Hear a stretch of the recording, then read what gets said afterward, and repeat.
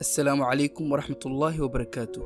كسو دوادا كانال كفائيدو وآن هبو إن أطوح بدن كفائيدي دونتو إن شاء الله.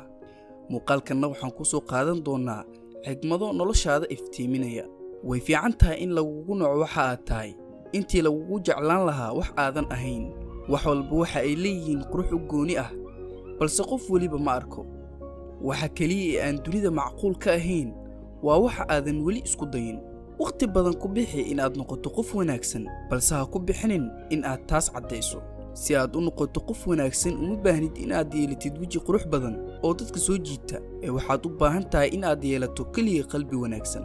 ku qanacsano waxa aad maanta haysato una dagaalam waxa aad doonayso in aad berito hesho waxa ugu xun ee qofka bini'aadanka sameeyo waa inuu isku dayo inuu dadka oo dhan raali geliyo ama farxad geliyo waana wax aanan weligeed lagu guuleysan doonin haddii hal ilbiriqsi oo aad doola cadeysay ee sawirkaaga ka dhigaysa mid aad u qurux badan bal ka waran haddii aad noloshaada oo dhan doola cadeyso hooyo waa albaabka ugu horeeya ee dunida laga soo galo